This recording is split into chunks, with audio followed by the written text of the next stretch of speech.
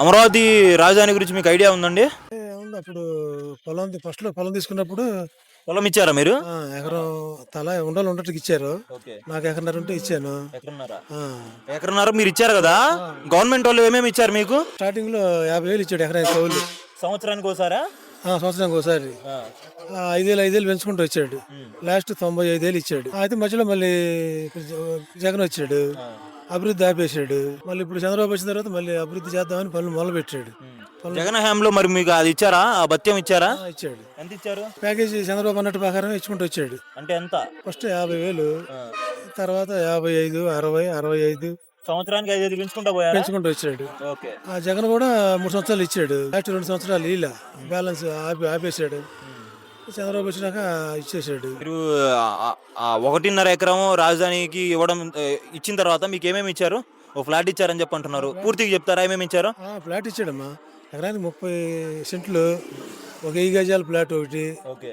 1450. తగ్గిన వాళ్ళకేమో నాకు కొంచెం తగ్గిందిలే, 1420. క్యాష్ ఏమి ఇవ్వలేదా మీకు? ఇంకా క్యాష్ లేదు, ఇక కౌలు ఆ ఫ్లాట్ ఇచ్చాడు. అది మళ్ళీ రాజధాని అయిన తర్వాత డెవలప్మెంట్ చేసిన ల్యాండ్ ఏమైనా ఇస్తారా? ఇంకా లేదా? ఇంకా లేదు. ఇంకా అంతే. ఫస్ట్ ఇచ్చి సెటిల్మెంట్ చేసేసారు. సెటిల్మెంట్ చేసాడు. ఫస్ట్ ఇచ్చింది. ఓకే. కౌలు పెంచుకుంటూ వచ్చాడు. 10 ఏళ్ళు అయిపోయింది.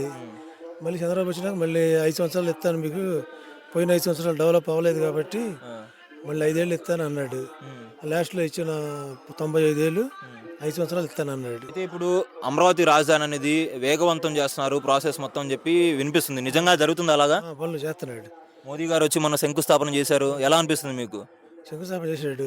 మరి ఆయన చెప్పిన మీటింగ్ అయితే మనకు అంత పెద్దగా అర్థం కాదు. హిందీలో మాట్లాడతారు, తెలుగులో కూడా చెప్పారులే. తెలుగులో కూడా చెప్పాడు. చేస్తానన్నాడు. చంద్రబాబు చెప్పిన మాటలు అయితే ఏడే డెవలప్ చేస్తాను, పనులు చేస్తున్నానని ఇప్పుడు మొదలు పెట్టాడు. పనులు, రోడ్లు అంతకుముందు ఆగిపోయిన రోడ్లు మళ్ళీ శుభ్రంగా క్లీన్ చేసి ఆ జాయింట్లో, అక్కడ కొంతమంది రైతులు ఈగిపోతే ఆ జాయింట్లో ఆపేశాడు రోడ్లు. ఇప్పుడు ఆ పనులకు కానీ ఒక వాగు పనులు చేస్తున్నాడు. పనులు మొదలు పెట్టాడు. కాకపోతే అంత తొందరగా ఏడవుతాయి పనులు ఇప్పుడే. మరి 3 ఏళ్లలో అయిపోయింది. 600 అయినా చేసేస్తా 3 ఏళ్లలో అంటున్నారు కదా. 3 ఏళ్లలో అయిద్దా? 3 సంవత్సరాలు అవదు. ఈ మెయిన్ రోడ్లు కానీ పెద్ద పెద్ద రోడ్లు కానీ టచ్ చేస్తాడు. మళ్ళీ ప్లాట్లు రాళ్ళు అన్ని చెరిగిపోయినాయి, కంప పెరిగి ఆ కంప అంతా బీగిచ్చాడు. మళ్ళీ ఆ రాళ్ళు మళ్ళీ సర్వే చేసి మళ్ళీ రాళ్ళు బాతాలి. అవి బాతి ఈ నయాలో చేస్తాడు. చేయడం చేస్తారులే కానీ టైం పట్టిద్ది అంటారా? టైం పట్టుద్ది. పెద్దనా మన రాజధానికి కావాల్సినటువంటి రూపాయి పెట్టుబడి అయినా ప్రతిదీ మన జేబులో నుంచి ఏం పెట్టాలి? రాష్ట్రం జేబు నుంచి. ఒకటి తీసుకొస్తే కేంద్రం దగ్గర నుంచి, లేకపోతే ప్రపంచ బ్యాంకుల నుంచి అప్పుగా తీసుకొస్తున్నాం. ఇంకా రైతులు కొంతమందికి ఇవ్వాల్సినవి ఉన్నాయి. ఈ మొత్తం అసలు రాజధాని కంప్లీట్ అయితే సెటిల్మెంట్ చేయగలమా మనం? ఈ అప్పులు మొత్తం తీర్చగలమా అమరావతి పైన? అంటే మన దగ్గర ఇక్కడ భూమి ఉంది కదా, ఆ భూమి అమ్మేసి చెల్లిస్తామని చెప్పి అంటున్నారు. ఆ భూమి అమ్మి చెల్లిస్తాను అంటున్నాడు. ఆ భూమి అమ్మి చెల్లించిన దాకా ఇక్కడ డెవలప్ చేయడానికి కొంత అమ్మాడంట మన ఈ మధ్య. ఎకరం 20 కోట్లు అని అంటున్నారు. మరి మనకైతే తెలియదు. పార్టీలకు అమ్మి ఆ డబ్బులు పెట్టి, కొంత కేంద్రం ఇచ్చే డబ్బులు పెట్టి బాగు చేస్తాను అంటున్నాడు. 20 కోట్ల లెక్కన అమ్మేమంటున్నాడు. మరి అది 20 కోట్ల నుంచి పాట పెడతాను, మళ్ళీ ఎక్స్ట్రా ఎంత పడుకుంటే అంతకి ఆ వచ్చిన డబ్బులు పెట్టి, కేంద్రం ఇచ్చే డబ్బులు పెట్టి బాగు చేస్తాను అని చెప్తున్నాడు. మొత్తం జరుగుతాయి అంటారా నిజంగా? అంటే మరి జరగాలిగా, జరగకపోతే అమరావతి జరగదు అంటారు. జరగదుగా. మరి ఇచ్చిన రైతులు ఎకరం భూమి ఇస్తే 30 సెంట్లు ఇచ్చాడు.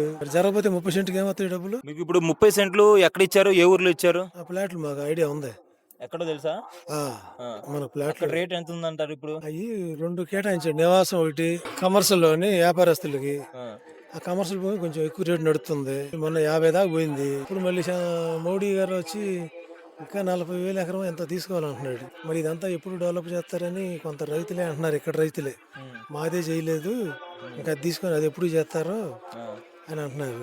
మళ్ళీ ఇప్పుడు ఎక్స్ట్రా భూమి కావాలని చెప్పి అంటున్నారు కదా, తీసుకుంటే మరి మంచిదే అంటారా? అసలు అవసరం ఉందా ఎక్స్ట్రా భూమిది?